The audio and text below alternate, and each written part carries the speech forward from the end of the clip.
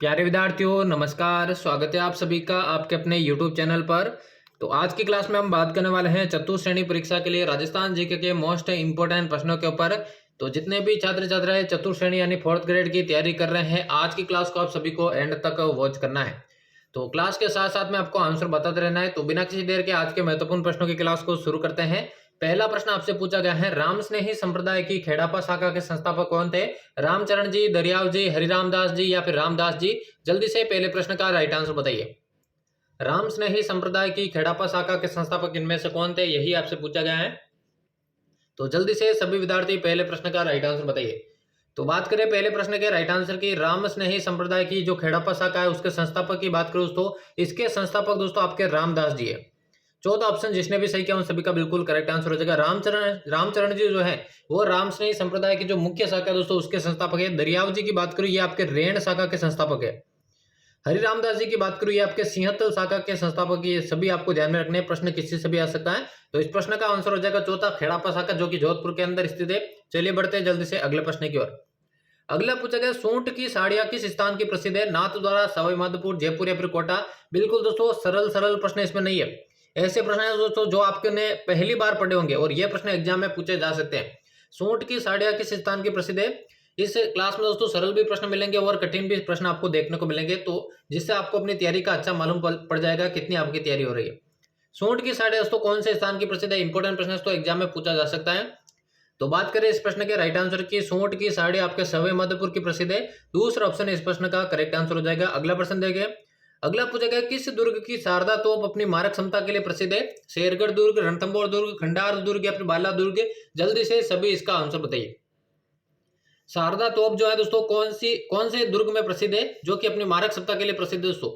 प्रश्न पूछा गया दोस्तों शारदा तोप का। तो शारदा तोप की बात करूं ये दोस्तों खंडार दुर्ग के अंदर स्थित है। यह खंडार दुर्ग आपके सवाई माधोपुर के अंदर ही स्थित है। तीसरा ऑप्शन इसका बिल्कुल राइट आंसर हो जाएगा। चलिए बढ़ते हैं अगले प्रश्न की ओर। अगला पूछा गया, सवाई जयसिंह द्वारा निर्मित जंतर मंत्र में सबसे विशाल यंत्र कौन सा है? दक्षिण यंत्र, दिशा यंत्र, बृहद सम्राट यंत्र या फिर जयप्रकाश यंत्र? जल्दी से सभी इसका आंसर बताइए। तो सभी को इसका आंसर बताइए। तो सवाई जयसिंह की बात करूं, इन्होंने देखिए 5 स्थानों पर जंतर मंत्र बनाई है। देखिए पहला स्थान आपके देखिए दिल्ली की बात करूं, सबसे पहले जो जंतर मंत्र है वो दिल्ली के अंदर बनाई गई थी और सबसे बड़ी जो जंतर मंत्र है वो जयपुर के अंदर बनाई गई थी। दोनों फैक्ट आपको ध्यान रखने हैं। इनमें से सबसे बड़ी तो जयपुर की और सबसे पहले आपकी दिल्ली की बनाई गई थी। इसके अलावा देखिए उज्जैन, मथुरा और वाराणसी, इन 5 स्थानों पर आपके जंतर मंत्र बनाए गए थे, जिसमें सबसे बड़ा जो विशाल यंत्र है वो आपके वृहद सम्राट यंत्र है। तीसरा ऑप्शन इसका बिल्कुल राइट आंसर हो जाएगा। अगला पूछा गया, पंचकुंड की छतरिया कहां पर स्थित है? भीलवाड़ा, मंडोर, बीकानेर या फिर सिरोही? जल्दी से सभी इसका आंसर बताइए। पंचकुंड की जो छतरिया दोस्तों कहां पर स्थित है, यही आप सभी से पूछा गया है। तो जल्दी से सभी विद्यार्थी इसका आंसर बताइए। तो करेक्ट आंसर की बात करूं, पंचकुंड की जो छतरिया दोस्तों आपके मंडोर के अंदर स्थित है। वही अगर आपसे पूछे देवी कुंड की छतरिया कहां स्थित है, देवी कुंड की छतरिया कहां स्थित है, तो वो हो जाएगा बीकानेर। तो इस प्रश्न का राइट आंसर हो जाएगा मंडोर, जोधपुर, जहां पर पंचकुंड की छतरिया स्थित है। अगला प्रश्न देखिए। अगला पूछा गया, राजस्थान में उपोष्ण पर्वतीय वन किस स्थान पर पाए जाते हैं? बांसवाड़ा, उदयपुर, माउंट आबू या फिर झालावाड़? जल्दी से सभी विद्यार्थी इसका आंसर बताइए। उपोष्ण पर्वतीय वन कौन से स्थान पर पाए जाते हैं, यही आपसे पूछा गया है। तो सभी विद्यार्थी कमेंट करके आंसर बताइए। तो राजस्थान में देखिए उपोष्ण पर्वतीय वन केवल एक ही स्थान पर पाए जाते हैं, वो है आबू पर्वतीय क्षेत्र यानी कि माउंट आबू। इसका बिल्कुल करेक्ट आंसर हो जाएगा। मात्र दोस्तों कुल वन का 0.39% दोस्तों उपोष्ण पर्वतीय वन पाए जाते हैं, जो कि माउंट आबू के अंदर देखने को मिलते हैं। अगला प्रश्न पूछा गया, राजस्थान का सबसे बड़ा कंजर्वेशन रिजर्व कौन सा है? Bisalpur reserve, Amrakh Mahadev leopard, Baleshwar conservation reserve या फिर खरमोर कंजर्वेशन रिजर्व? सबसे बड़ा आपसे पूछा गया है। तो सभी विद्यार्थियों को कमेंट करके इसका आंसर बताना है। राजस्थान का सबसे बड़ा कंजर्वेशन रिजर्व, तो राजस्थान में वर्तमान में बात करें दोस्तों 37 आपके दोस्तों कंजर्वेशन रिजर्व है, ठीक है ना। 37 कंजर्वेशन रिजर्व है। बिसलपुर रिजर्व दोस्तों आपके ये टोंक के अंदर स्थित है। अमरक महादेव लेपर्ड ये दोस्तों उदयपुर के अंदर स्थित है। बालेश्वर कंजर्वेशन रिजर्व सीकर के अंदर और खरमोर आपके अजमेर के अंदर स्थित है। और खरमोर आपके अजमेर का दोस्तों आपके जो है शुभंकर भी है। तो बालेश्वर कंजर्वेशन रिजर्व जो कि सीकर के अंदर स्थित है, राजस्थान का सबसे बड़ा कंजर्वेशन रिजर्व है। तीसरा ऑप्शन इसका राइट आंसर हो जाएगा।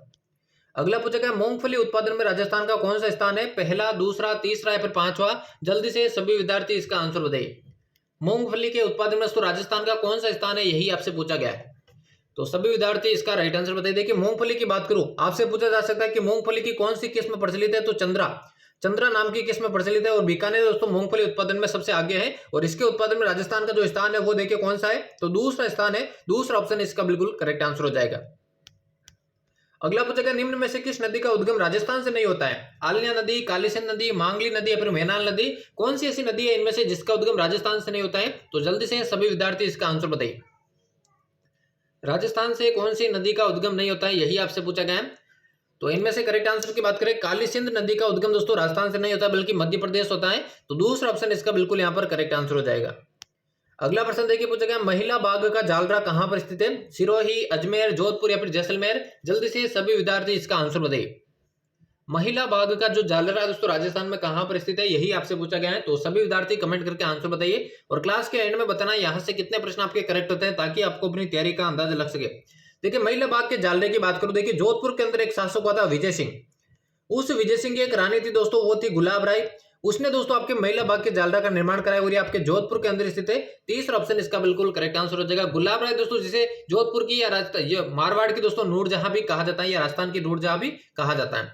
चलिए बढ़ते हैं अगले प्रश्न की ओर। अगला देखिए, पूछा गया 1857 की क्रांति के समय करौली के शासक कौन थे? सरदार सिंह, मदनपाल, स्वरूप सिंह या फिर भगवंत सिंह? जल्दी से सभी विद्यार्थी इसका आंसर बताइए।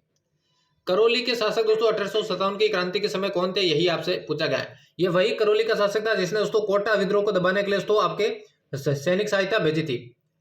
तो इसमें देखिए करौली के शासक की बात करें दोस्तों मदनपाल, इसका बिल्कुल करेक्ट आंसर हो जाएगा। सरदार सिंह दोस्तों बीकानेर के शासक था जिसने दोस्तों राजस्थान के बाहर भी दोस्तों अपनी सैनिक सहायता भेजी थी और 1857 की क्रांति में विद्रोह किया था।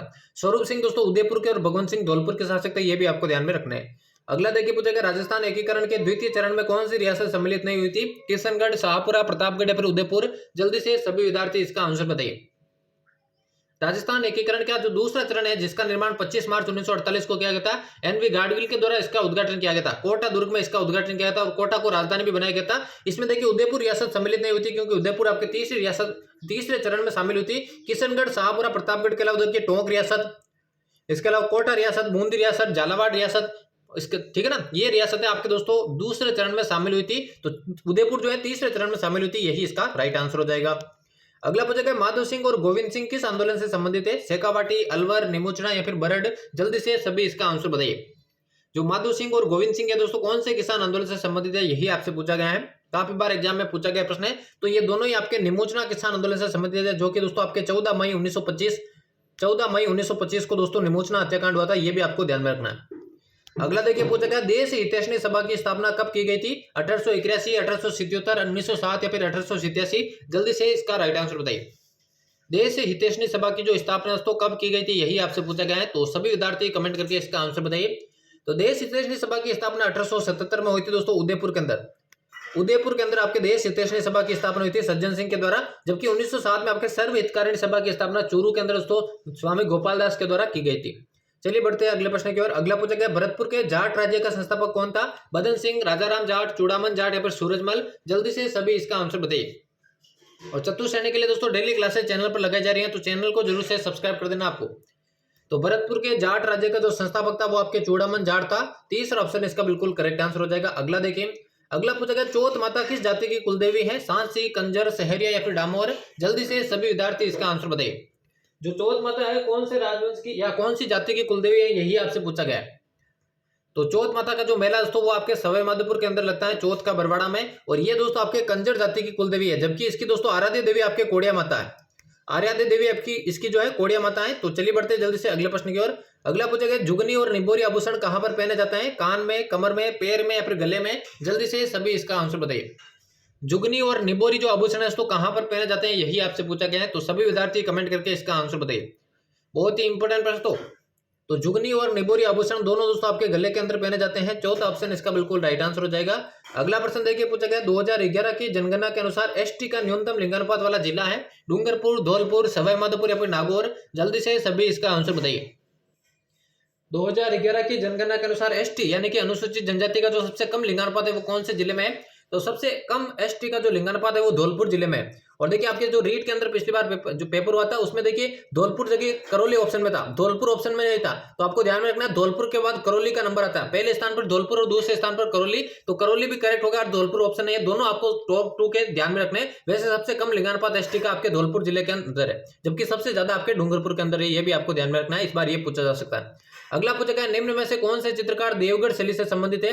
बैजनाथ और कमला, चोखा और बक्ता, हरचंद और नंगा, और चौथा ऑप्शन है उपयुक्त सभी देवगढ़ शैली के संबंधित चित्रकार कौन से है। आमतौर पर दोस्तों बड़ी बड़ी शैलियों के आप चित्रकार ध्यान में रखते हैं, लेकिन कभी कभार दोस्तों देवगढ़ शैली से संबंधित भी प्रश्न पूछा जा सकता है। तो देवगढ़ शैली की बात करें, श्रीधर अंधारे को दोस्तों इसको प्रकाश में लाने का श्रेय दिया जाता है। बैजनाथ और कमला, चौका और बक्ता, हरचंद और नंगा, ये सभी दोस्तों देवगढ़ शैली के चित्रकार है। तो उपयुक्त सभी इस प्रश्न का बिल्कुल करेक्ट आंसर हो जाएगा। और आज के महत्वपूर्ण प्रश्नों की क्लास का ये अंतिम प्रश्न होने वाला है। यहाँ पर आपसे पूछा गया पाबूजी बात किसके द्वारा रचित है। लगराज, रामनाथ कविया, लक्ष्मी कुमारी चुंडावत या फिर बांकीदास। जल्दी से सभी इसका आंसर बताइए। तो सभी ऑप्शन के एनालिसिस हम करेंगे। कहने को तो 20 प्रश्न हमने किया, लेकिन 50 से भी ज्यादा प्रश्न आपके सही हुए रहे। लगराज की बात करूं, बाबूजीरा दोहा अगर आपसे पूछे किसके द्वारा रचित है, बाबूजीरा दोहा, तो लगराज द्वारा रचित है। रामनाथ कोविया ने देखिए बाबूजीरा सोरठा जो है इनकी रचना की थी। बाबूजी बात दोस्तों लक्ष्मी कुमारी चुंडावत द्वारा रचित है, जबकि बांकीदास ने दोस्तों बाबूजी के गीत रचित है। ये सभी दोस्तों आपको ध्यान रखना है, सभी के सभी इंपॉर्टेंट है। चारों में से किसी का भी पूछा जा सकता है। तो इसका राइट आंसर हो जाएगा लक्ष्मी कुमारी चुंडावत, जिन्होंने बाबूजी बात कृति की रचना की है। तो यहाँ पर हमारी चतुर्थ श्रेणी परीक्षा के लिए राजस्थान जीके के इंपोर्टेंट प्रश्नों की क्लास समाप्त होती है। उम्मीद करता हूँ क्लास आप सभी को पसंद आई होगी। डेली चैनल पर इसी तरह के क्लासेस पाने के लिए चैनल को जरूर से सब्सक्राइब करना। तो मिलता है किसी और नई क्लास में, तब तक लेते हैं आप सभी से अलविदा। धन्यवाद।